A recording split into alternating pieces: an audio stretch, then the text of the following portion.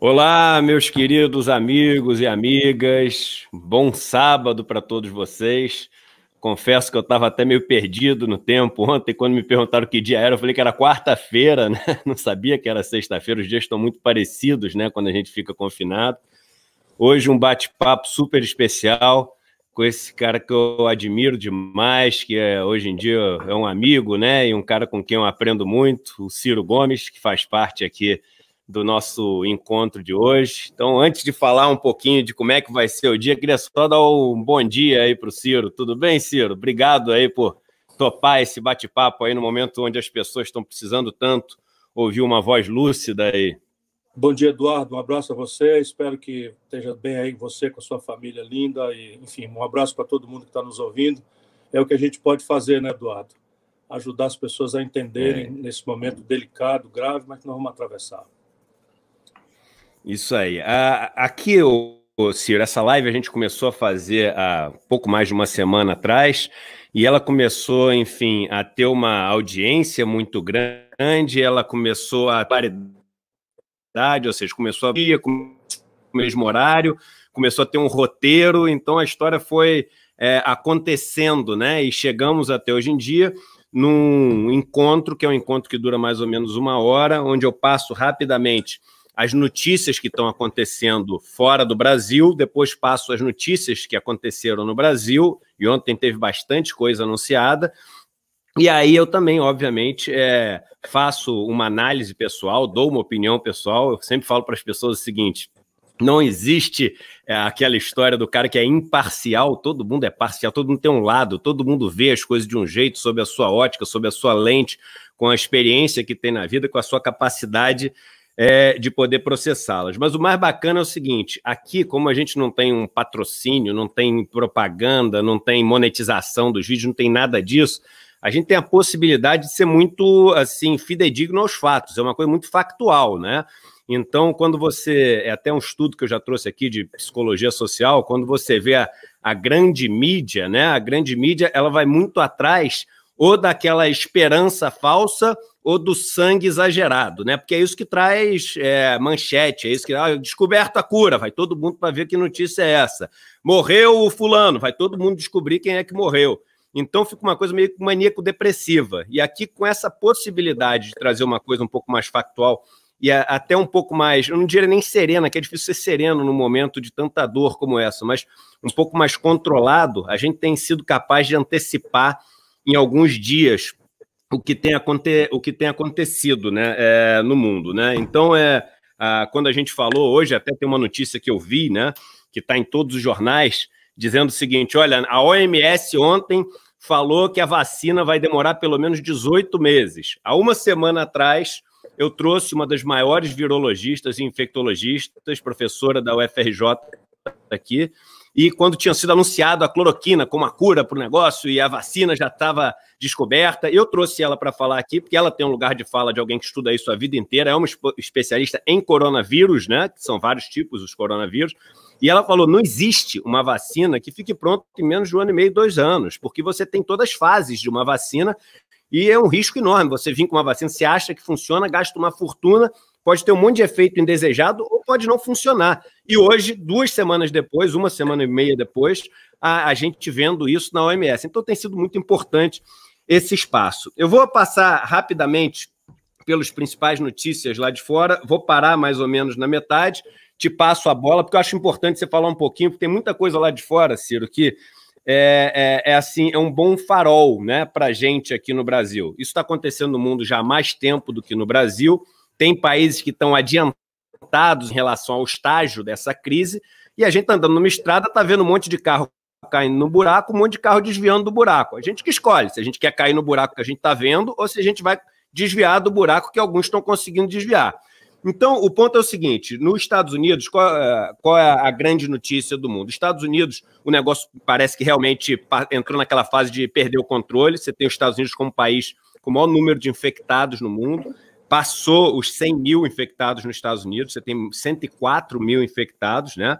Você, nessa Olimpíada macabra, né? Nesse pódio macabro que as pessoas ficam fazendo, de quais países tem mais, quais países tem menos, os Estados Unidos passou a Itália, que tem 86 mil casos, A Itália passou a China, que tem 82 mil casos, e a Espanha está quase chegando na China com quase 80 mil casos.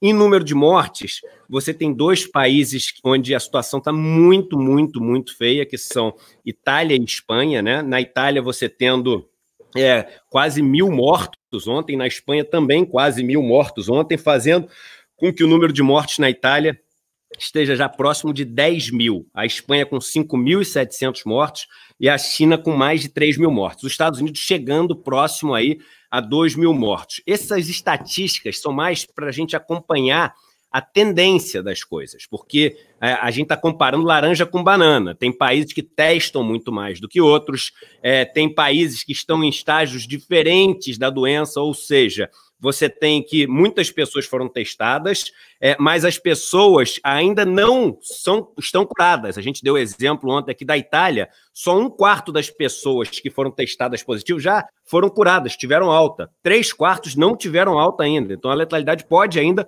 crescer muito. Mas por que é importante a gente ver tudo isso? Aí eu trago o primeiro gráfico para passar a bola para você. E esse gráfico é importantíssimo. No Brasil, eu não vi quase ninguém falando sobre esse gráfico, que é o seguinte: é o número de mortes que você tem, tá? E o número de mortes numa escala logarítmica. Então, isso aqui é o total do número de mortes que você tem. Então, ó, deixa eu chegar aqui para o lado. É claro, isso é no mundo, o total de número de mortes no mundo. É claro, uma exponencial que você tem aqui, né, que a gente chama, que é aquela curva que você tem que aponta para cima e parece que vai seguir verticalmente. Quando você faz a escala logarítmica dessa curva, você consegue ver como está essa aceleração, se a aceleração está diminuindo ou aumentando. E aí você chega nessa curva, que é interessantíssima também, que essa curva é o seguinte: você começa com uma crise que a aceleração é muito grande, depois dessa aceleração grande, ela arrefece, que é quando os mercados começam a melhorar, porque o mercado está olhando essa curva, está olhando o grau de variação, e agora a gente entra numa segunda onda, ou seja, numa segunda onda logarítmica do mundo. E isso que as pessoas não entenderam. A gente está entrando numa segunda onda da doença, que é o gráfico do número de mortes por dia. Ou seja, não existe essa história de que, olha, está controlado, o negócio está tranquilo e etc. E muitas vezes a reação dos mercados faz as pessoas acharem isso, né? Porque se tiver, o mercado está bom hoje, acabou o vírus. Essa não é uma crise financeira, essa é uma crise no setor real, é uma crise de saúde. Ela tem o seu tempo, ela tem a sua dinâmica. Então, esses dois gráficos, Ciro, o primeiro gráfico que eu queria passar para você, né? Porque é essa questão da gente ter voltado a acelerar a velocidade, né? Ou seja, a gente entrou novamente numa outra curva logarítmica que em vários países é porque a doença entrou mais forte, como por exemplo no Japão, que tinha tido medidas super no começo de deixar todo mundo rolar e agora está desesperado, mandando todo mundo ficar em casa. A Índia, que estava super restritivo, mas que agora começou a onda também na Índia, e Estados Unidos, e os países que tinham deixado de ter a doença, como a China, ontem tiveram mais de 50 casos, todos importados. Segunda conseguiram controlar. Então, esse é um dado muito importante para a gente, né, Ciro? Ou seja, o negócio não está nem de perto controlado. A gente provavelmente ainda está no começo dessa crise em termos de saúde, em termos sanitários. Sem dúvida, Eduardo. E a gente precisa ajudar o povo brasileiro, porque, infelizmente, as lideranças políticas do país, e eu não quero trazer isso senão para a gente entender, porque há um esforço de pressão e de conceito que nós precisamos forçar que haja uma unidade de ação de todas as lideranças do país. Mas há hoje muitos sinais trocados. Então, veja bem, você tem essas curvas, o fato concreto é que o país mais rico do mundo, que é os Estados Unidos, passou de 100 mil casos. Hoje é uníssono, há uma carta do próprio presidente Trump mandando as pessoas ficarem em casa. E você tem, no outro extremo, um país como a Alemanha, em que apenas um terço de 1%, ou seja, 0,3% das pessoas estão morrendo. Qual é a diferença entre um e outro? A diferença entre um e outro, basicamente, é um conjunto de políticas que o Brasil tem chance de olhar para poder pacificar a discussão, porque há muita contradição e a gente no Brasil tem essa sorte trágica, mas a sorte trágica de ter entrado um pouco atrás, e ao entrar um pouco atrás a gente pode olhar o que está acontecendo nos outros, de mal e de bom. Então veja, o que está acontecendo na Alemanha? A Alemanha viu a experiência e tomou a atitude, a única, deixa eu dizer de novo, a única coisa que nós temos que fazer é radicalizar o isolamento social. Só tem essa coisa, não tem vacina, como você já esclareceu, e não tem cura. Esse vírus não tem cura. O paciente terminal, eles estão fazendo experiências desesperadas. E aqui e ali funciona alguma coisa, mas daí até esses protocolos virarem de fato uma coisa, e a indústria ter a extensão tecnológica com a escala global necessária, vai durar muito tempo. Então, é preciso que todo mundo ponha na cabeça que não tem vacina e não tem cura. Se não tem vacina e não tem cura, a única coisa, não tem duas, que pode ser feita é o isolamento radical da nossa convivência social. Foi o que a China fez e a Alemanha está imitando. Depois você tem outro atributo gravíssimo, que nós temos que pressionar, que é o teste massivo das pessoas. Então, em vez de a gente ficar fazendo uma loteria, né, vertical, isolamento só dos idosos, que não tem estudo nenhum, não tem experiência nenhuma, se a criança vai para a escola e ela é assintomática, volta para casa, ela contamina o pai, contamina o avô. Então, é um disparate técnico, científico, o que o presidente da República está fazendo, porque não há nenhum estudo, nem sequer no governo dele, mostrando como é que se faz esse isolamento segmentado, porque não funciona, simplesmente porque o vetor é de 100% das pessoas possivelmente estarão infectadas e sem sintomas. Então, o que é que você separa o joio do trigo? Testando em massa. O Brasil só está testando as pessoas que estão em estado grave internadas. Deixa eu repetir de novo para o povo brasileiro. O Brasil hoje não tem teste suficiente, estão conversando, estão prometendo, mas muitos governadores estão importando do estrangeiro, mas o fato é que até o presente momento, todos os números que nós temos é como quem está olhando para o retrovisor. Nós estamos olhando o fato de uma semana atrás ou mais. Por quê? Porque nós só estamos testando na prática quem está internado no hospital em estado grave. E isso é simplesmente você chover no molhado, porque se você já está internado em estado grave, e assim os sintomas já lhe permitem ver que você está com uma infecção respiratória, que é uma pneumonia, não é uma gripezinha, que vai lhe matar sem fôlego. E isso exige a outra providência. Qual é? Leito de UTI equipados com respiradores artificiais. O Brasil só tem hoje, oficialmente registrados, 40 mil leitos de UTI. 28 mil são privados. E 22 mil, eu estou fazendo aqui uma conta, 18 mil são privados, 18 mil públicos e 22 mil privados. Mais de 90% desses leitos já estão ocupados hoje com outras morbidades. Então, a pessoa teve um AVC, a pessoa teve um infarto, a pessoa está com politraumatismo, já estão ocupados os leitos. Portanto, o leito líquido disponível no Brasil não existe nem 10 mil. E esse é o efeito. Isso é importantíssimo. Me permita só fazer uma pausa aqui, que isso é importantíssimo, que é o dado que as pessoas elas estão fazendo uma confusão, e eu até me exaltei aqui alguns dias atrás com algum desses empresários que estão falando, vão morrer 5 mil, vão morrer 7 mil, paciente, é velhinho, não sei o quê. É tão estúpido isso que eles estão falando, Ciro, porque, em primeiro lugar, é uma falta de respeito àqueles que vieram antes e que permitiram que a gente tivesse tudo isso que a gente usa hoje. Se a gente está aqui conectado na internet, vieram pessoas antes que produziram esse conhecimento, produziram essa tecnologia para a gente estar aqui. Então, existe uma questão de respeito aos mais velhos, que todas as grandes religiões, todas as grandes filosofias têm, e que a gente deveria aprender a respeitar os mais velhos. Nenhuma nação que não respeite os seus mais velhos consegue progredir. Em segundo lugar, o seguinte: a maior parte das mortes, e hoje na Itália foi falado isso, e na Espanha as autoridades estão falando, é o seguinte: olha só, vocês não contem as mortes do coronavírus, não, porque as mortes estão sendo muito maiores do que essa, porque as pessoas estão chegando nos hospitais com infarto, as pessoas estão chegando no hospital com asma, as pessoas estão chegando no hospital acidentadas, e essas pessoas não têm leito. Então, o sujeito que está mandando todo mundo voltar para trabalhar porque quem morre é velhinho, o filho dele está em risco, porque o filho dele pode ter uma crise de asma. O irmão dele, que tem 30, 40 anos de idade, que é atleta, ele está em risco, porque o irmão dele pode sofrer um acidente.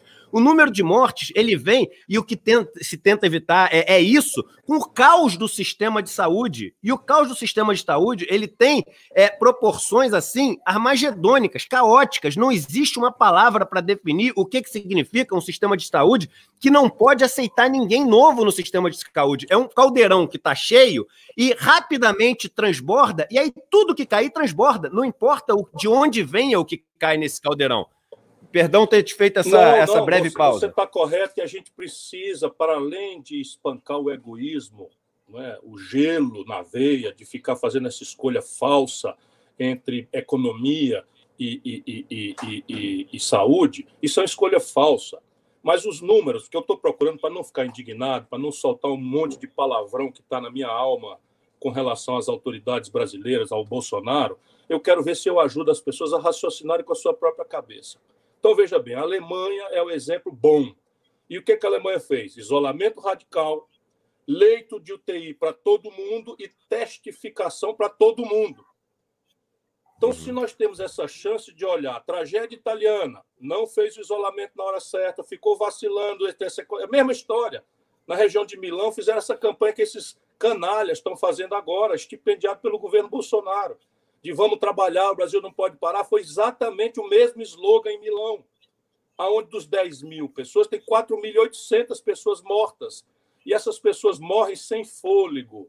Deixa eu explicar para as pessoas. Se você imaginar tirar um peixinho do aquário e botar ele ali e ficar olhando, é assim que morre uma pessoa com a infecção respiratória provocada pelo coronavírus. Morre sem fôlego, arfando, sem ar.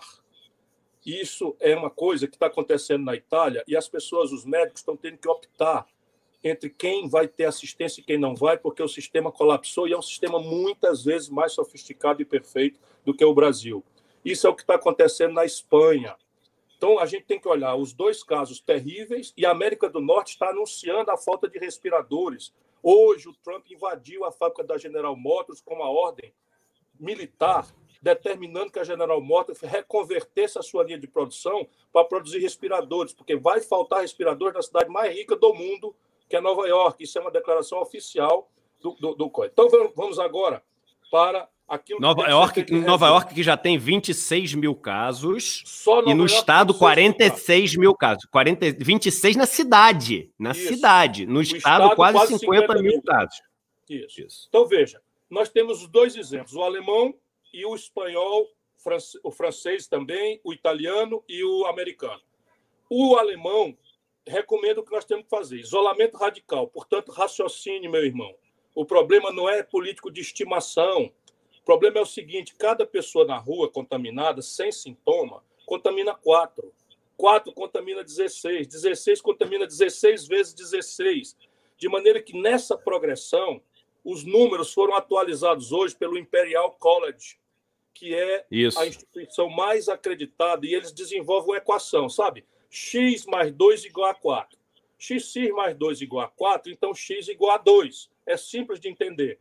Pois bem, eles elaboraram uma matriz que não tinha o Brasil. Eles fizeram para a demografia, ou seja, quantos idosos, quantos pobres, quantas pessoas em idade, em contaminação por outras pandemias, etc., etc., e fizeram a simulação para a Inglaterra e para os Estados Unidos.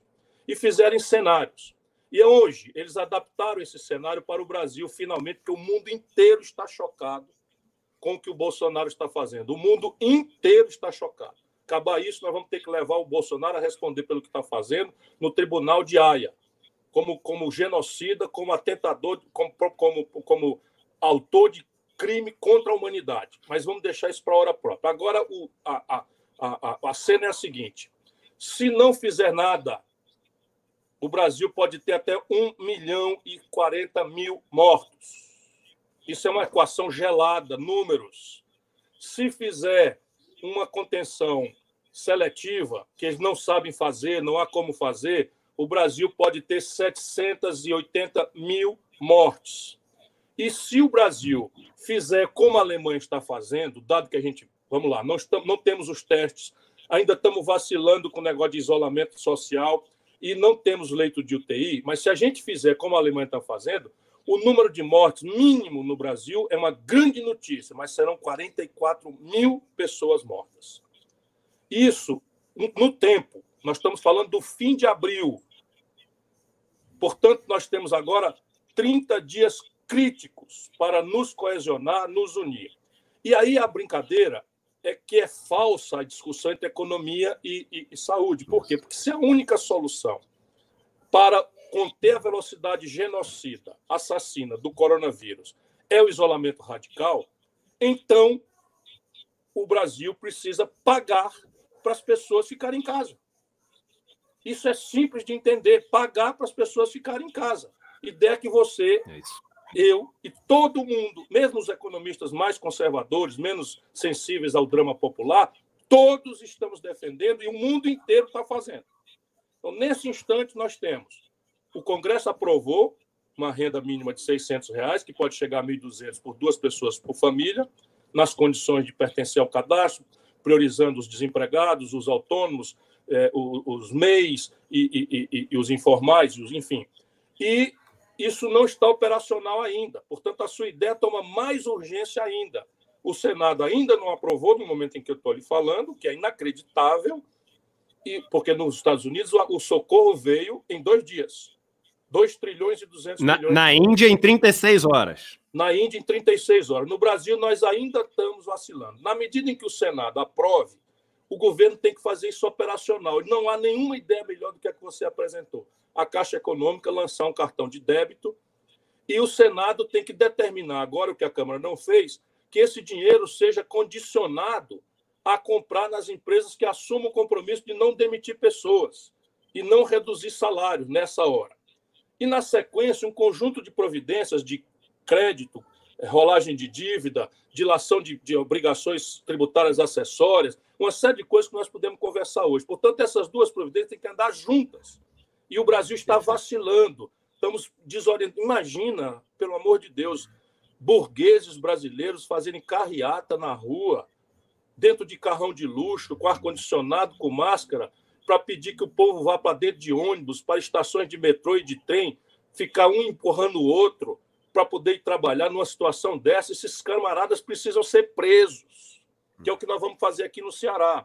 Aqui no Ceará, quem fizer, e já inclusive com ordem do Ministério Público, quem fizer carreata fazendo esse tipo de exposição do povo à morte, vai para a cadeia, como também pastores, padres, ou seja, quem for. Felizmente não estamos precisando, só tivemos que conduzir coercitivamente para a delegacia 1.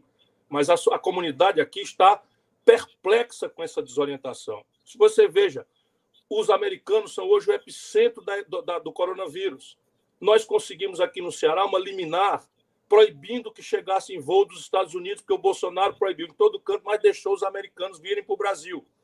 Pois bem, o Bolsonaro derrubou essa liminar e estavam chegando até ontem 3.000 pessoas dos Estados Unidos em Fortaleza. Você veja se pode uma coisa criminosa dessa natureza. Nós conseguimos, agora está proibido. Enfim, é uma coisa absurda a gente ter que discutir com o nosso próprio governo coisas que são óbvias. E quem duvidar, pelo amor de Deus, haverá uma hora da gente ter simpatia e antipatia política, haverá uma hora da gente apurar responsabilidades. Mas, meu irmão, raciocine com a sua própria cabeça. Se você tiver em dúvida sobre essa contradição, veja o que a Organização Mundial de Saúde está dizendo, o que 100% dos cientistas está dizendo e o que todos os governos do mundo inteiro, agora sem exceção de ninguém, porque o Japão acordou, estão fazendo. E só o Brasil está na contramão. Esse estudo que você falou do Imperial College, ele é importantíssimo, lembrando que foi esse estudo que fez com que o primeiro-ministro da Inglaterra mudasse a estratégia dele, para a gente ter ideia assim, do embasamento, e o Trump também, né? Eu tenho uma teoria que ontem o presidente ele ratificou isso que eu estava pensando, né? Que a estratégia do Bolsonaro é o seguinte: olha, vamos subnotificar. Não vamos falar quantas pessoas estão, não vamos falar quantas pessoas morreram, não vamos testar, não vamos fazer nada disso. Depois vai passar, dilui, 220 milhões de pessoas, se morrer 50 mil, dilui. O problema é que não é morrer 50 mil, e ele não pode fazer essa aposta. Ele não pode fazer essa brincadeira com o povo brasileiro, porque ele falou ontem, ele falou assim, vem cá, Esses números aí que vocês estão falando de 90 pessoas que morreram, isso é mentira. Duvido que morreu muito mais de 90 pessoas no Brasil. Muito mais. O negócio está absolutamente subnotificado. Converse com qualquer hospital. Fiocruz falando 2 dias atrás que o número de pessoas internadas com problemas respiratórios que não podem ser testados porque não tem o teste para todo mundo fazer Eduardo, é muitas vezes maior. Eduardo, 80 de cada 100 municípios brasileiros não tem um leito de UTI sequer. 100% dos municípios brasileiros não tem teste, não tem os reagentes, não tem teste para fazer fora das pessoas que estão já críticas internadas. Então, só para você ter uma ideia, a rede privada de Fortaleza, aqui eu acompanho, portanto, eu estou lendo, estudando, mas aqui é a minha turma que está no comando. É o governador Camilo Santana, que saiu primeiro, que está fazendo e que está pressionado depois do discurso criminoso, genocida do Bolsonaro, pressionado pela burguesia daqui, para afrouxar as providências, quando a curva aqui evidentemente já desacelerou. Não é que não esteja aumentando, mas desacelerou a velocidade, o sinal de que é aquilo que a gente falou do logarítmico, isso mesmo, que o logaritmo do isolamento. Isso. O isolamento está funcionando. Pois bem, no dia seguinte do Bolsonaro fazer o discurso, já começou aqui a contradição, enfim, e ideia de carreata. Mas deixa eu dizer de novo, 80 de cada 100 municípios brasileiros não tem um único leito de UTI. Todos serão infectados. Todos serão infectados. Teste, 100% das cidades brasileiras só tem teste para 1% da população que hoje está crítica. E a população que hoje está crítica, a gente vê pela rede privada, já colapsou. Portanto, achar que tem plano de saúde, que tem dinheiro, ou que vai montar uma UTI em casa, é um equívoco absolutamente grosseiro, sem se falar que cada infectado contamina os outros. E aqui em Fortaleza, a gente também tem o georreferenciamento. Como o vírus veio de fora, aqui nós temos turistas, e teve um casamento na Bahia de um burguês daqui, da filha de um burguês daqui, e essa festa contaminou vários cearenses. E então, as duas razões pelas quais o Ceará é o terceiro são: nós estamos testando muito mais do que a média do Brasil, e somos um estado que tem um fluxo turístico, gente que veio de fora. Isso nos fez, então, mapear. E a cidade é tão dividida como as cidades brasileiras, que hoje nós temos contaminação só nos bairros ricos, porque só os burgueses da festa, só os burgueses que vieram do estrangeiro é que estavam contaminados. Então, o corona está se espalhando dos bairros ricos. Daqui a pouco, não é daqui a pouco, daqui 3 dias, pelo que nós estamos calculando, vai entrar na periferia. Sabe o que é a periferia? São 8 pessoas morando num cômodo só. Isto é que é a periferia, que essa elite canalha brasileira, ou a parte canalha da elite brasileira, não está compreendendo. Até nosso apelo de isolamento social é impraticável para a esmagadora maioria do povo da favela, que vive 6, 7, 8, 4 pessoas num cômodo só. Você imagina quando isso chegar? Quando chegar, o que vai acontecer? Então, nós já estamos aqui acelerando leitos de retaguarda.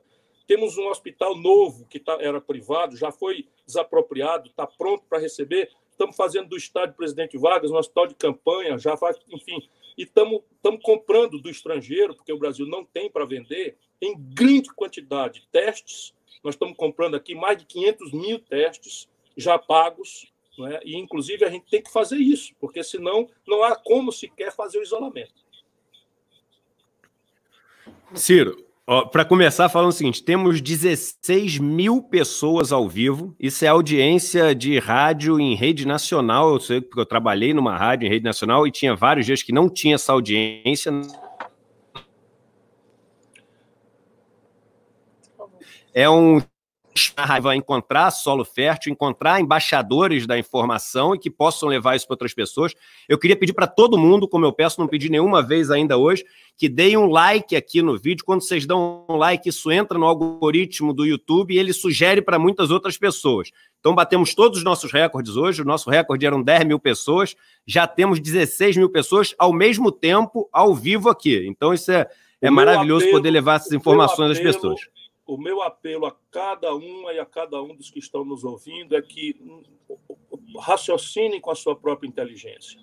Na dúvida, na disputa de políticos, consultem a ciência, consultem os médicos, consultem os profissionais de saúde, vejam as boas práticas internacionais, vão ao sistema das Nações Unidas, que não pode errar. Vejam o gesto do Papa Francisco ontem.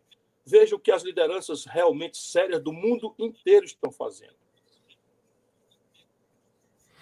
E agora eu queria entrar, Ciro, no tema, que é o tema principal de hoje, que é essa questão de como o governo está tratando de maneira diferente setores diferentes da economia.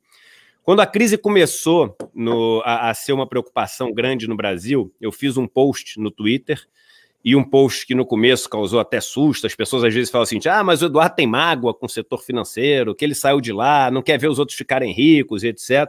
E eu fiz um post dizendo o seguinte, olha, daqui a pouco vamos ver bancos e corretoras em dificuldades e vamos ver quanto tempo vai demorar para vir a ajuda do governo. Ajuda essa que demora meses para os aposentados que estão na fila, para os Bolsa Família que estão na fila, para... Agora a gente está vendo para microempreendedor, mas naquela época não tinha nada disso.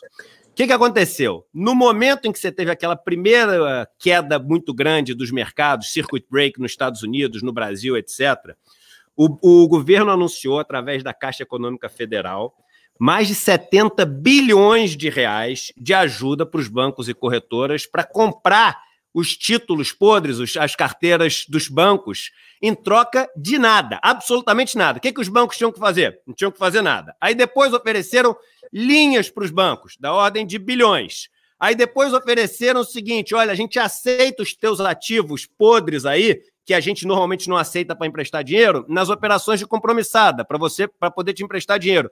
Aí ofereceu mais de algumas centenas de bilhões de reais para os bancos. E às vezes as pessoas falam, não, isso ele só liberou dinheiro. Não, quando ele compra carteira dos bancos, carteira podre, ele está dando dinheiro mesmo para todo mundo. O que aconteceu? Você não ouviu falar de nenhum banco em dificuldade até agora, em nenhuma corretora.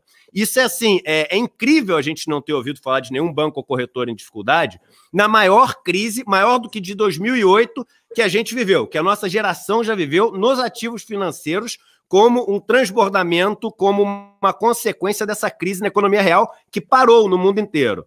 E aí eu te digo o seguinte, esses bancos receberam centenas de bilhões de reais em troca de nada. Eu trouxe aqui algumas notícias que são importantes a gente ver, que dizem o seguinte, olha só, bancos prometem ajuda, mas dobram juros e seguram dinheiro. É claro que eles vão segurar dinheiro, eles não têm obrigação de passar o dinheiro para frente.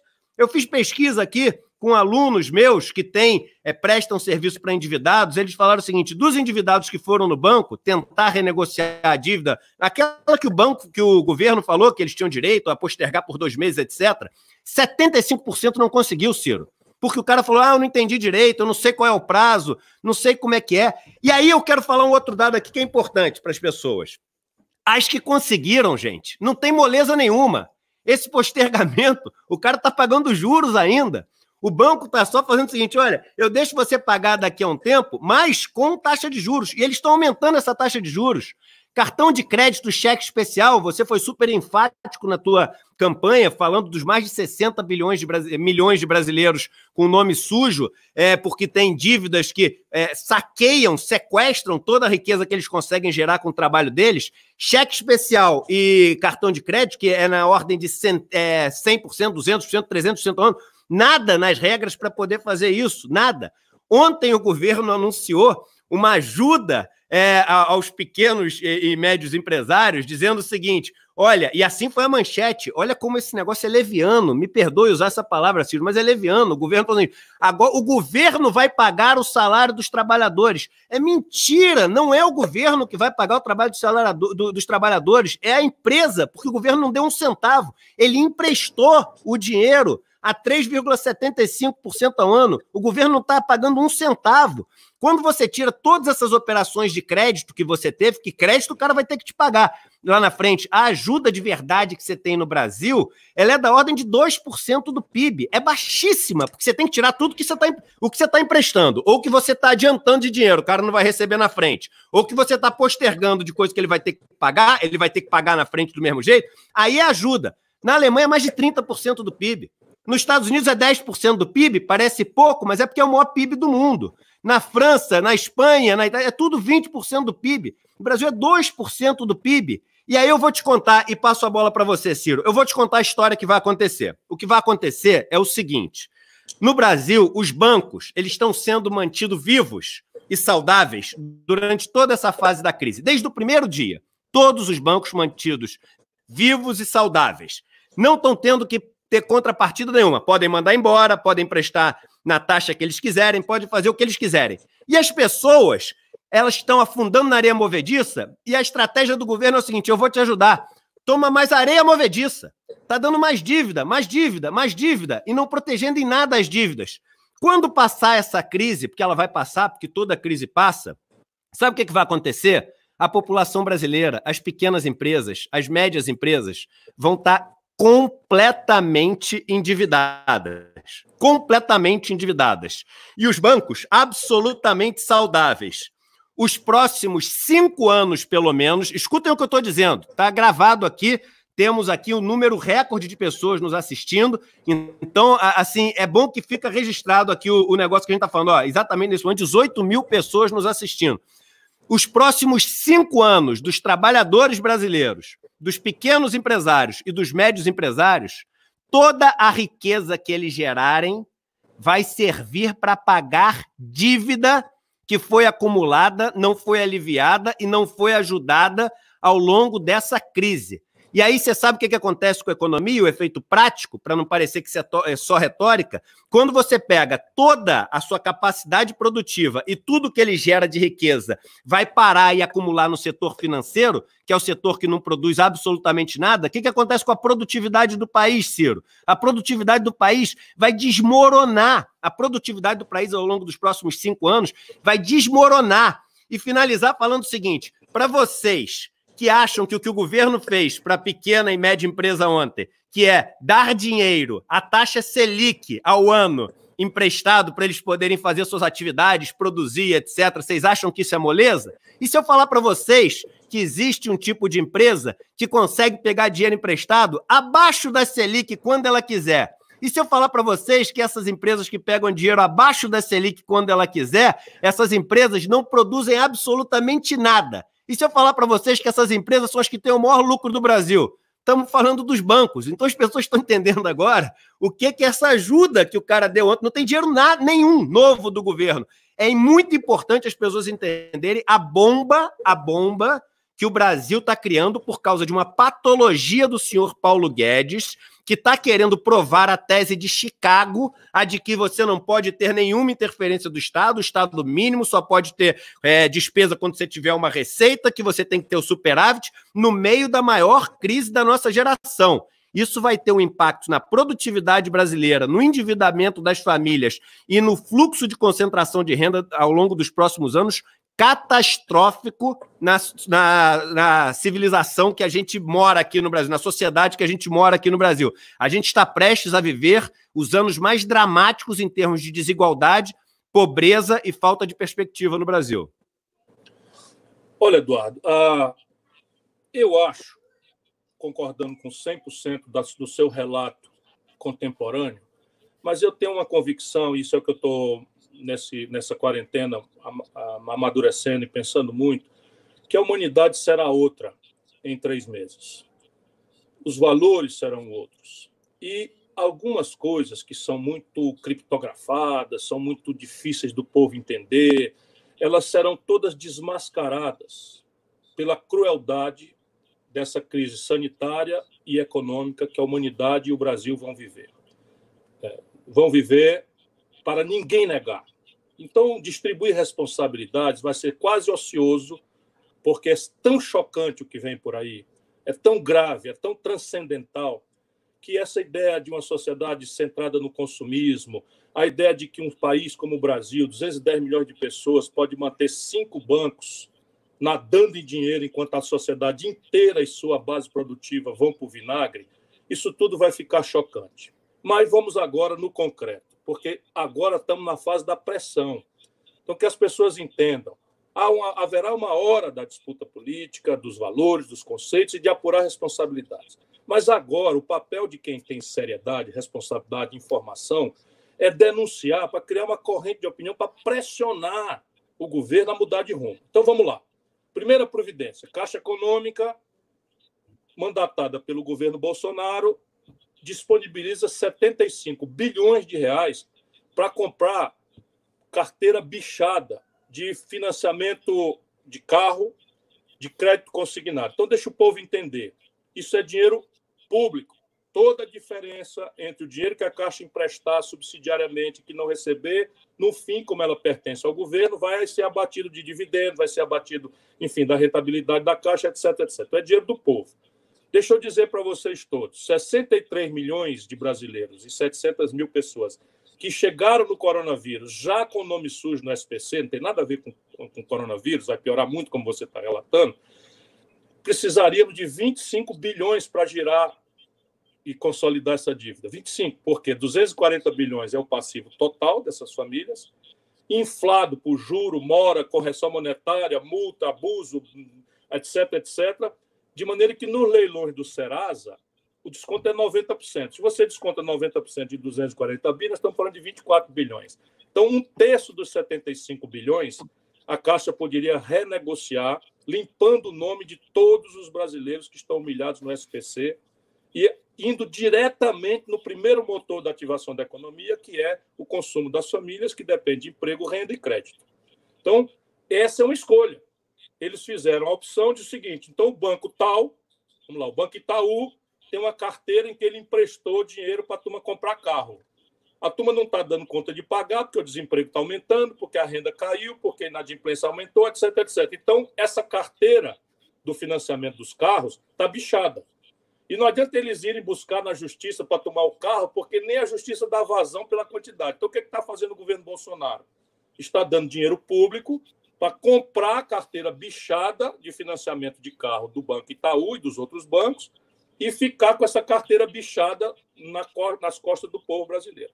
Não tem clareza disso. Depois o governo descomprime compulsórios. Ora, descomprimir compulsório significa o seguinte, eu vou aumentar a liquidez. Isso é muito importante. Mas qual é a razão de aumentar a liquidez? É aumentar a oferta de dinheiro para que o preço do dinheiro, que é o juro, caia.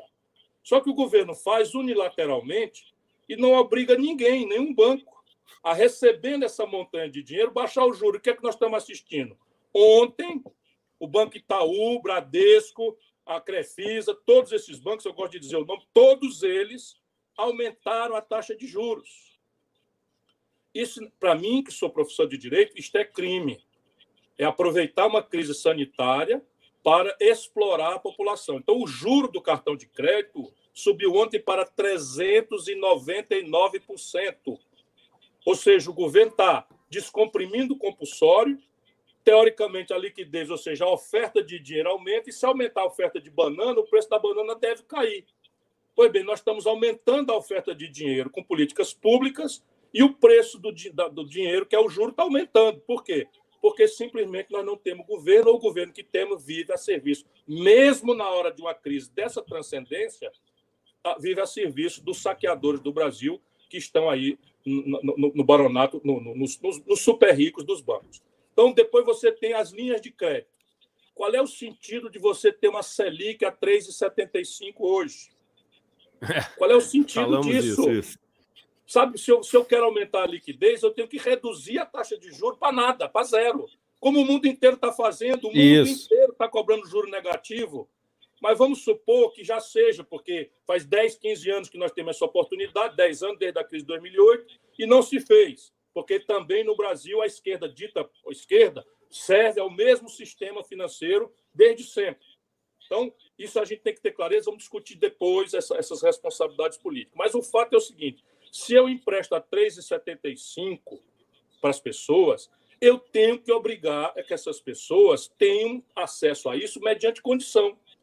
Qual é a condição? Se eu vou financiar uma empresa, eu tenho que dizer, olha, está aqui um dinheiro, sem as taxas absurdas que os bancos estão cobrando, vou cobrar só o custo de captação da Selic, 3,75, vou lhe dar um prazo, vou lhe dar, mas em contrapartida você tem que me dar a garantia, está aqui, eu quero a sua folha de pagamento hoje, e quando você for resgatar, eu quero ver a sua folha de pagamento. Então, se você não demitiu, eu lhe dou o subsídio. Se você demitiu, eu tiro o subsídio. Porque se você vai financiar as empresas, qual é o sentido público de financiar as empresas? É mantê-las vivas para que elas continuem abastecendo de um lado e garantindo renda e emprego para os seus trabalhadores. E eu aqui em Fortaleza estou sabendo que essa empresa de calçado, como eu chamo? A Arezzo demitiu todos os funcionários. Então, a Arezzo demitiu todos os funcionários que têm menos de um ano de casa. A gente precisa denunciar isso, porque tem muita empresa segurando as pontas. Não, e entender, as pessoas têm que entender que as coisas não acontecem na ordem que elas acontecem à toa. Você não tem uma pressão para passar 4 meses o funcionário em casa sem ganhar um centavo, uma das medidas mais cruéis que eu já ouvi na minha vida, talvez no mundo seja uma das medidas mais cruéis que já foram tomadas, impedindo sequer que o cara seja demitido para ter seu acerto, para ter o seguro-desemprego, etc. Ou seja, vai para casa e não vai ganhar nada. Uma semana antes de todos esses empresários estarem querendo demitir as pessoas, ou seja, isso é medida encomendada. O compulsório baixa, Ciro, e aí na semana seguinte, o governo, esse empréstimo que ele dá para as pequenas empresas, é um empréstimo onde os bancos entram com 15%. Parte do compulsório não é remunerado, ou seja, o cara deixa de ter o negócio a zero e passa a poder remunerar a 3,75. Vamos lembrar que esse que a gente está falando de cair a Selic, se a Selic cai de 3,75 para baixo de 2, o governo economiza mais de 100 bilhões de reais por ano. E vamos lembrar também que todos os dias o governo vai e enxuga mais de 1 trilhão de reais de liquidez do mercado. Isso mesmo, no mercado de hoje, através das operações compromissadas. No mundo inteiro, essas operações são em torno de 2, 1, 3% do PIB. No Brasil, já chegaram a ser quase 20%, são acima de 15% do PIB. É só política monetária isso. Para enxugar a liquidez. A gente paga quase 4% em cima de 1 trilhão de reais para enxugar a liquidez nesse tipo de mercado. Então as pessoas têm que entender que as coisas não acontecem por acaso. A ordem que as coisas acontecem é uma ordem que faz todo sentido. Não é coincidência acontecer um depois do outro e o um ajudar o outro. Entendeu? Isso que tem que estar na cabeça das pessoas. Sim, é evidente. É evidente, se nós vamos dar uma ajuda e essa ajuda sai do dinheiro público mais cedo ou mais tarde, como é definitivamente o caso da rolagem da dívida, você tem que impor condições. E a condição que importa hoje é manter o emprego e o salário das pessoas e as empresas vivas. Então, se você pega e destrói as empresas pelo super... Deixa eu dizer para as pessoas, antes do coronavírus, tudo estava em vigor no Brasil. 5 milhões e 500 mil pequenas empresas entraram na crise do coronavírus já com o nome sujo no Serasa.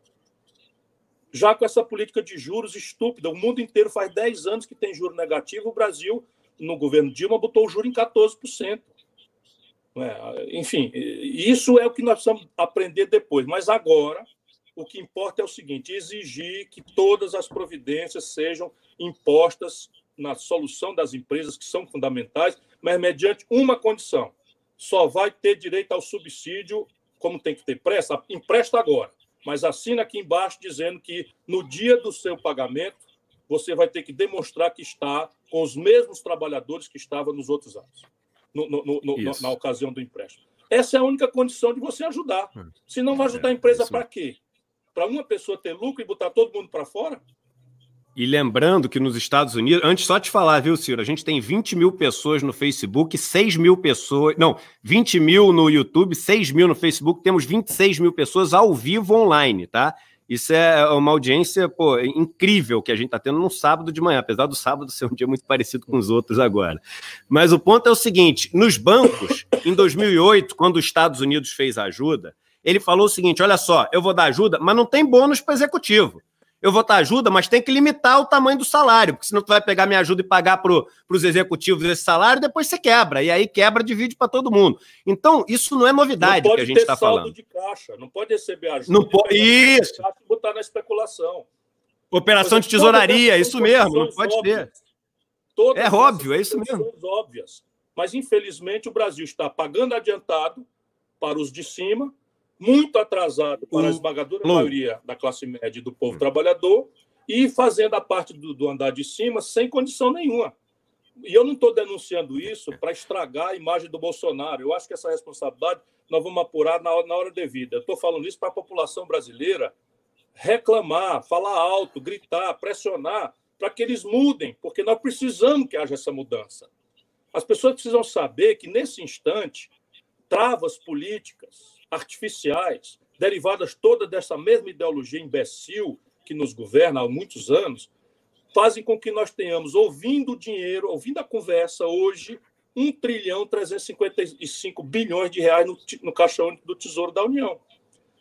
Esse dinheiro simplesmente está aí, escritural, são ativos reais, percebe? Você conhece isso, eu estou só aproveitando a audiência. E você precisa hoje, no Brasil, de algo ao redor de 400 bilhões diluído nos próximos 4 meses para mitigar ao máximo essa crise no seu aspecto de saúde, comprar testes massivamente, comprar UTI, comprar respiradores agora, ontem, anteontem, né? Reforçar os leitos de retaguarda da rede privada que colapsou, porque era rede, enfim, que dependia do SUS, com convênios, com filantrópicas, com Santas Casas, etc, etc. Você tem aí no Brasil uns 30 mil leitos ociosos que podem ser recuperados mais rapidamente e fazer hospitais de campanha. Isso tudo, com 400 bilhões de reais, resolve os dois aspectos. E, infelizmente, no Brasil, nós estamos vacilando no conceito básico, é que para essa crise só tem uma saída, não tem duas: isolamento radical. E o isolamento radical, para acontecer, exige que o governo acuda à economia, pague para as pessoas ficarem em casa. Não pode ser pagar para banqueiro ficar mais rico ainda. Vai ser um escândalo. Quando terminar esse exercício e a contabilidade dos bancos demonstrar o lucro que teve. É isso, vão ser lucros recordes. Eu vou passando aqui para o último tópico que eu queria falar antes, agradecendo todos vocês que estão aqui assistindo. Todos vocês estão convidados a assinar aqui o canal. Mais ou menos 1/3 das pessoas que assistem o canal não são assinantes do canal, então é clicar ali, inscrever-se, né? E se puderem dar um like agora para esse nosso último tema, isso ajuda mais ainda a impulsionar, porque vai mostrando os likes entrando numa exponencial. Agora que está todo um craque em curva exponencial, esse negócio ajuda a gente a entrar numa exponencial aqui também. Ciro, utopicamente, tá? Vamos partir do utópico para poder entender o conceitual. Utopicamente, o que deveria ser feito num momento como esse? Deveria ser feito o seguinte: olha, vamos ver o que todo mundo precisa para poder tampar o seu pote de necessidade. Esquece a parte de desejo. Em crise, você não está preocupado com desejo, em comprar joias, em comprar carros novos, etc. Você está preocupado em sobreviver e dar uma proteção, uma qualidade de vida para as pessoas. Aliás, já aproveitando essa audiência recorde para fazer um anúncio aqui, estou lançando daqui a um mês o meu livro novo, chama-se Economia do Desejo, né? Um livro que eu escrevi há uns 2 meses atrás, onde eu falo sobre essa questão de onde esse consumismo poderia nos levar. E aí quem escreve a orelha é o Frei Beto, e Frei Beto escreve o seguinte: Eduardo foi profético no seu livro, porque ele escreveu a orelha no meio do coronavírus. Eu falo dessa situação que a gente está vivendo. E então é um momento de tapar necessidade. Em tese, conceitualmente, o que a gente deveria estar vivendo agora, Ciro? É o seguinte: o que tem de necessidade para ser atendida?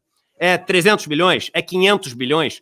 É 1 trilhão? Mas essa é a necessidade do nosso povo, de continuar vivo, podendo estar confinado, que é a melhor estratégia, e a única estratégia, não é melhor, é a única estratégia para a gente não ter um colapso total, um caos total, é 1 trilhão. Então é o seguinte, tá aqui, ó, 1 trilhão, e paga. Como é que vai pagar? Dinheiro que a gente está tirando do Estado.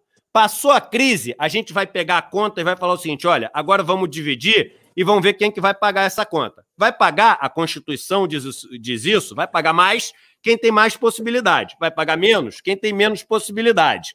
E isso vai ser imposto às pessoas. Por isso que o nome é imposto, senão não era imposto o negócio. É imposto porque é uma imposição do Estado nas pessoas. Então, agora a gente deveria fazer com que todas as necessidades fossem atendidas, independente do valor, e tem o dinheiro para isso, a gente não precisa nem emitir dívida. Você falou da conta única do Tesouro. A conta única do Tesouro você tem mais de 1 trilhão. Você tem as reservas também, mais de 1 trilhão. Isso quer dizer o seguinte, que vai gastar tudo? Não, quer dizer que a gente não precisa nem emitir dívida. Não precisa nem esperar alguém falar o seguinte: olha, eu topo te emprestar dinheiro. Ninguém precisa emprestar dinheiro. É claro que a nossa dívida líquida sobe, porque como a gente tem menos ativos, queima alguns ativos, a dívida líquida sobe. Mas não tem problema a dívida líquida subir, que a gente juntou dinheiro no cofre para poder usar nesse momento. E depois a gente faz esse ratatá, essa divisa.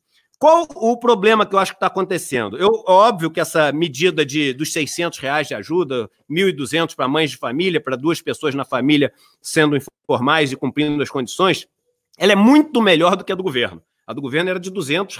Vamos lembrar para as pessoas. O governo ofereceu ajuda do governo, pacote do governo se não existisse oposição, se não existisse quem gritasse aqui nos vídeos do YouTube. Pacote do governo. Empresa que tem funcionário e quer manter tua lucratividade, se manter viva, manda todo mundo para casa, não precisa pagar nada durante 4 meses. Não importa como é que o cara vai fazer para sobreviver. Esse cara não aguenta uma semana. Segunda medida, eu vou dar uma ajuda de R$ 200 para os informais por mês. Essa era o pacote do governo, se ninguém tivesse falado nada. Vamos deixar bem claro para todo mundo.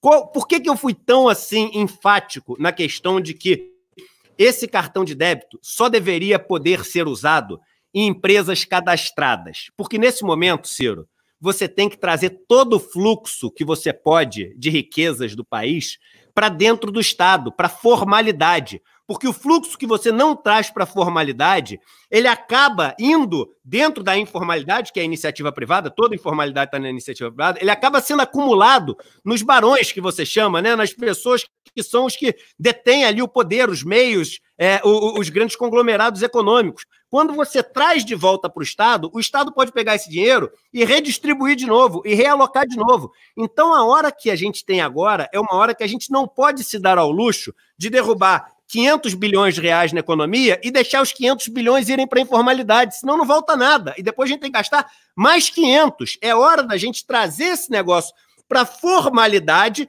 Quando você traz esse negócio para a formalidade, essas empresas não vão mandar embora, até porque vão ter essa restrição de não poder mandar embora. E aí, com o salário que as pessoas ganham, elas vão consumir na barraquinha informal, vão consumir no cara informal, mas com os salários que elas ganham de não ter sido mandado embora. O dinheiro do governo tem que permanecer na máquina do Estado, porque senão o gasto que você tem é infinitas vezes maior. E dinheiro não some. Por que o gasto vai ser infinitas vezes maior? Porque o governo vai estar gastando e ele vai estar sendo acumulado nas montanhas de dinheiro que você já tem na economia. Então, isso que é preciso ficar claro para as pessoas, esse cuidado. Ah, mas o cara vai ganhar o dinheiro, ele pode gastar onde ele quiser. Não é gastar onde quiser, é tempo de crise. A gente tem que controlar da melhor maneira possível para poder todo mundo sair vivo dessa história. E todo mundo é todo mundo. Não tem uma vida que vale mais do que a outra, mais importante do que a outra. Ah, porque esse cara... Eu li um post provocativo no Twitter, que é incrível. É óbvio que é como provocação, mas ele é incrível. Ele fala o seguinte: você acha que morrer 7 mil pessoas é pouco em relação à economia? Então faz o seguinte, vamos matar os 200 caras mais ricos do Brasil, tem R$ 1 trilhão que a gente distribui, é menos gente ainda e resolveu o problema econômico. Se a conta for feita assim por número, é assim. Mas é claro que essa também é um absurdo, essa medida, porque não tem vida que vale mais do que vida. E isso, além de constitucional, é moral, é ético, é espiritual, é o que você quiser falar. Veja, vou repetir apenas porque o mérito dessa ideia ela tem a ver com a urgência e com a utilidade dessa ajuda. Então, a ideia que o Eduardo teve é o seguinte: ao invés da gente jogar esse dinheiro de helicóptero e esse dinheiro cair, ainda que isso ajude, a gente deveria fazer o seguinte: um cartão de débito emitido pela Caixa Econômica, que sabe fazer isso, em uma semana ela tem capacidade de fazer, e você bota os 600 ou os R$ 1.200 nesse cartão, e credencia pela internet, ninguém precisa fazer fila nem coisa, credencia as empresas com prioridade: comida, remédio, roupa, gasolina, e vamos indo. Quais são os setores mais importantes dos setores, enfim. E mesmo depois vai habilitando as empresas. O que isso provoca? Provoca que esse cartão de débito dá ao governo um prazo, que o governo não precisa pagar isso imediatamente, ele tem 30 dias no mínimo, qualquer cartão dá 30 dias para pagar, o governo vai se organizando, vai aperfeiçoando o cadastro, e na hora que esse dinheiro entrar na economia formal, metade dele já volta como imposto, ou mais de um terço disso já volta como imposto, retroalimentando. Mas você fica com o cadastro das empresas que diz: assina aqui, meu filho, você vai ter credencial para receber essa montanha de dinheiro, e é uma montanha de dinheiro. Você pode achar que é muito pouco, e de fato é muito pouco, mas a tragédia brasileira antes do coronavírus é que 100 milhões de brasileiros têm uma renda mensal por cabeça de R$ 413. Esse é o país que esses canalhas produziram. Então, antes do coronavírus, 100 milhões de brasileiros, cuja renda toda junta equivale à soma da riqueza de 5 pessoas, essas 100 milhões de pessoas vivem com R$ 413. Se nós vamos pagar 600, isso mitiga de forma expressiva, mas não pode deixar as pessoas, por exemplo, que são dependentes química, vão comprar droga. Vamos fazer aqui uma caricatura. O cara é dependente químico, vai comprar droga com dinheiro. Levar para o extremo, é isso mesmo. Vou levar só para raciocinar. Então, é evidente que a tua ideia de cadastrar todo mundo vai preparando o país, inclusive separando o joio do trigo. A maioria esmagadora do pequeno empresário está se doendo muito de demitir. Portanto, serão os primeiros que devem ser acudidos. Está aqui, meu irmão. Está aqui, você vai ser um comércio preferencial para o cartão, você vai ser preferencial para a coisa. Por quê? Porque você assinou aqui o compromisso de não demitir o povo e não reduzir salário. E aí a questão fiscal. De novo, você já falou claro, eu vou só repetir.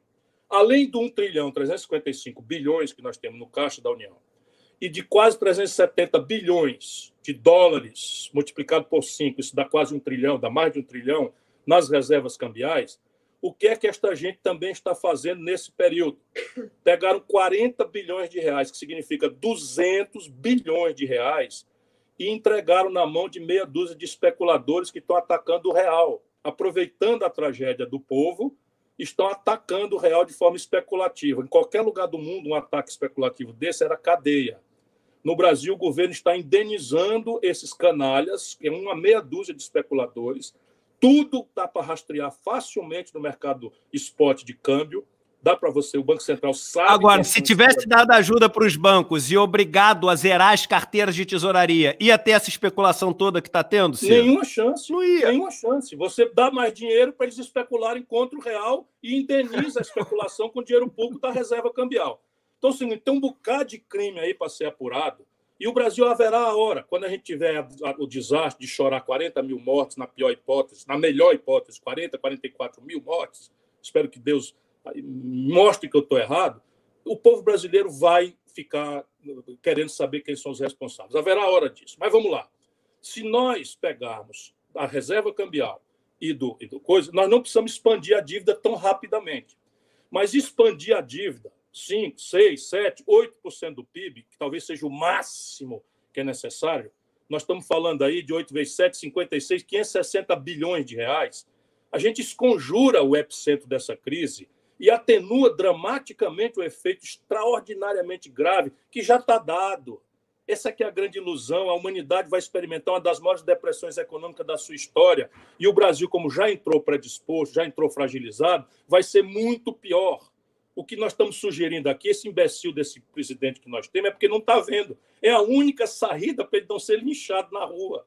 A única saída para ele não ser linchado na rua por esse encontro macabro, né, de mortandade com depressão econômica, é esse conjunto de sugestões que nós da oposição e intelectuais brilhantes como você e outros tantos estamos fazendo. Isso é que é uma coisa estúpida, esse imbecil, por intoxicação ideológica, por uma equipe de quinta categoria, em que, lamentavelmente, generais graduados estão aí calados, levando essa desmoralização para cima das Forças Armadas, que merecem, ainda devem merecer o respeito e a consideração da nação, e agora serão os responsáveis, serão os responsabilizados por essa tragédia.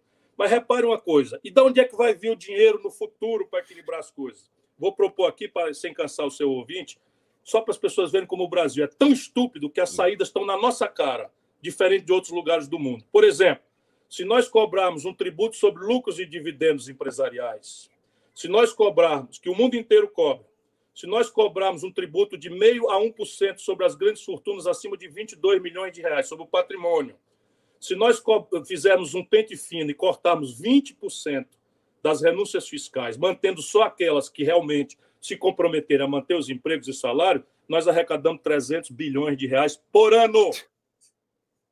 Por ano.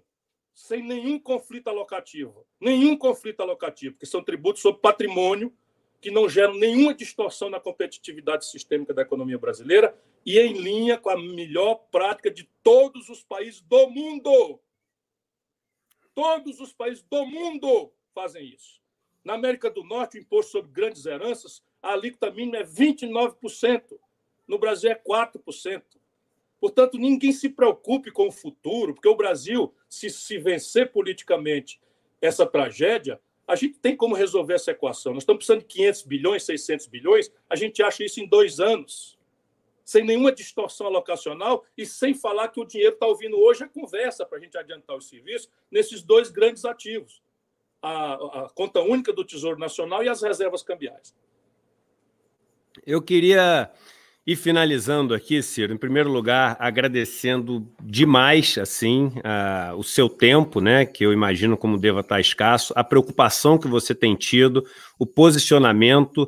Você tem sido um líder importantíssimo nesse momento onde a gente precisa dar voz às ideias mais lúcidas e aos fatos, quando essa guerra de narrativa ela é muito injusta e covarde, né? O Bolsonaro ele tem o poder de chamar toda a rede nacional de televisão e rádio, por exemplo, e falar uma besteira enorme. Você não tem esse poder, eu não tenho esse poder, e os fatos não têm esse poder. Então é uma guerra covarde, né? E que está do outro lado, onde quem tem as armas mais poderosas, né, está usando isso de uma forma muito feia. Mas nós temos do nosso lado, eu acho, essa vontade de cuidar do próximo. Eu sempre gosto de usar na Batalha de Kurukshetra, que é a batalha onde mais pessoas morrem no grande épico do hinduísmo, que é o Mahabharata. Os dois que estavam competindo, eram os Pandavas e os outros Kurus, né? Os Kurus, esses materialistas dos bens, etc., pegando assim, os arquétipos, né, dessa pessoa que mais preocupada com os bens, com as posses, etc., e do outro lado, Arjuna, o guerreiro preocupado com a moral, com a honra, com o espírito, com o próximo, etc. E os dois chegam para Krishna, o deus hindu, e Krishna fala o seguinte: olha, vocês vão participar dessa guerra e cada um de vocês pode escolher. Um vai ficar com todos os bens, um vai ficar com todo o poder material e o outro vai me ter ao lado, guiando a sua carruagem. E aí, o primeiro a escolher é o Arjuna, é o guerreiro moral, e escolhe ter Krishna ao lado dele. E o outro fala, yes, eu vou ter os bens, vou ter as posses, vou ter tudo isso do meu lado. E é a batalha mais sangrenta de todos os tempos, uma batalha onde morrem, segundo o épico, mais de 60 milhões de pessoas, isso há vários milhares de anos atrás, mas sai vencedor aquele que tinha do lado dele a honra, a moral, a ética e o cuidado com o próximo. Ontem, uma coisa que me deixou assim, muito emocionado, e eu me emociono ao lembrar, foi a cena do Papa Francisco numa praça absolutamente vazia, né? E aquilo parecia uma cena de um filme de ficção, assim. Eu nunca imaginei que ia viver para ver uma cena daquelas. E o Papa falava sobre essa questão de onde é que a gente achou que ia chegar, né? Será que a gente achou que ia dar certo? Será que a gente não parou para ver o que a gente estava fazendo? E que chance isso! Ontem aquele negócio me marcou demais. Foi muito, muito, muito forte. Foi para mim, talvez, assim, foi emblemático aquilo. Foi uma das coisas mais fortes que eu já vi na minha vida, né? E aí, ontem, aqui de noite, eu pensei o seguinte, mas por outro lado, né? Eu fico imaginando se existia alguma civilização inteligente em outro lugar do universo, olhando com um telescópio para a Terra, né? E ele deve estar olhando nas últimas semanas com um telescópio para a Terra, falando o seguinte: rapaz, vem todo mundo aqui ver. Finalmente os caras acertaram, eles descobriram alguma coisa para salvar o planeta, né? Então, assim, o lado dessa crise macabra, sofrida, cruel, onde vai morrer um monte de gente, vão morrer os bons, vão morrer os maus, vão morrer os envolvidos na crise, aqueles que não têm nada a ver com ela. Vi ontem morrer um dos ídolos da minha infância, Daniel Azulay, que me fez rir durante a infância inteira. Mostrei ele para os meus filhos alguns meses atrás, quando eu falava dos ídolos que eu tive na infância. Mas é uma crise que, se ela servir, pelo menos, para a gente parar e repensar essa nossa lógica, esse nosso paradigma que nos faz correr desesperadamente rumo a lugar nenhum. Vi outro dia no Netflix um documentário que falava sobre essa busca que o homem tem para se tornar imortal e nunca morrer. E aí, um dos maiores geneticistas do mundo, ele dá uma declaração, fala assim: eu acho que ao invés de querer ser imortal, a humanidade deveria antes buscar uma fórmula que permitisse que todos vivessem até os seus 70, 80 anos de idade e não boa parte deles morressem com 10, 20, 30, 40 anos de idade por doenças ou pela violência desse mundo. Então, se pelo menos servir para isso, não é que vai ter valido a pena, não é que vai ter sido bom, mas pelo menos o seguinte: tem uma lição. A gente carrega alguma coisa, uma cicatriz que a gente vai olhar e vai falar o seguinte: eu lembro que isso aqui foi a virada de rumo, foi a hora que a gente escolheu um outro caminho e o caminho que nos trouxe até aqui. É por isso que é tão importante a gente ter esse momento de equipamento onde o mundo tem que fazer, eu espero, de coração, que a gente faça a escolha que é a escolha da solidariedade, a escolha de uma sociedade menos desigual, menos ambiciosa, mais preocupada, mais justa e aí, por fim, mais humana. A palavra humana vem de humus. Humus quer dizer terra, ou seja, com a bola um pouco mais baixa, entendeu? Mais humilde, mais perto do chão, todo mundo mais ou menos ali no mesmo patamar como ser, né? Ninguém é melhor do que ninguém, nenhuma vida vale mais do que ninguém. Então é isso que eu esperava e espero que a gente possa tirar como cicatriz desse momento tão difícil e tão sofrido que a gente está passando. Te agradeço e passo para as palavras finais. Você é um grande líder aí para mim, é um cara que eu admiro demais e aprendo demais todos os dias. Eduardo, eu te agradeço, eu me comovi muito. Veja, eu sou mais ou menos como um camarada, estou me sentindo, né, um camarada que está vendo como é que o jogo podia virar, que nós estou vendo a gente perdendo o jogo e eu estou obrigado a ficar no banco, porque o técnico mandou ficar no banco, e eu aqui na plenitude. Então, para não enlouquecer, eu estou gritando de dentro do banco, olha o inimigo, corre lá, enfim. E o meu papel, nesse momento, é ajudar as pessoas a usarem a sua própria inteligência. Meu papel é dar voz à ciência, à lucidez, à compaixão, ao amor, à solidariedade às pessoas mais vulneráveis, mais pobres. E você é um exemplo desses que eu aprendi a admirar muito. Você tem toda a ferramentaria para ser um desses homens absolutamente ricos, absolutamente capaz de comprar o que tiver de conforto no mundo. Podia estar hoje isolado com a sua família num iate, no Oceano Índico, com autonomia para 30 dias, 90 dias, e você está aí num sábado, junto com a sua família, ajudando as pessoas a entenderem. Por isso que eu acredito que a humanidade vai amanhecer outra, e que a compaixão, o amor, a solidariedade vão tomar o lugar do materialismo, do egoísmo, da imbecilidade, da ignorância, que infelizmente hoje ocupam lugares de poder muito importantes no mundo e no nosso país. Um abraço a você, muito obrigado pela oportunidade de conversar com todos. Obrigado a todos aí pelo acompanhamento. Um abraço, Ciro, um abraço, Gisele, um abraço aí para os teus filhos e a todos vocês que participaram, fizeram bater. Oi, Gisele, um beijo com muito carinho aí. Juliana mandou um beijo aqui para você também. Manda um beijo para Juliana e para as crianças. Juliana e Gisele, as duas trabalharam com a Xuxa. Você sabe que minha esposa, Ciro, nossa companheira, tem uma coisa em comum também, né? Que ontem, aliás, foi aniversário de Xuxa, né? Então, falamos com ela. Parabéns à Xuxa aqui também, né? Então é isso, parabéns, gente. Doou na primeira hora, doou R$1 milhão na primeira hora, depois não sei quantas toneladas de sabonete. É isso aí. Esse é um exemplo que a gente tem que exaltar. É isso aí. E todos vocês que participaram, fizeram esse canal bater todos os recordes e não pode parar aqui. Vocês têm que ser embaixadores e multiplicadores dessas informações, desses fatos, porque eu não tenho a menor dúvida que com essa vontade ao nosso lado, vontade com V maiúsculo, essa vontade maior, a gente vai conseguir chegar onde a gente precisa para virar esse jogo. Um abraço para todos vocês e um bom final de semana.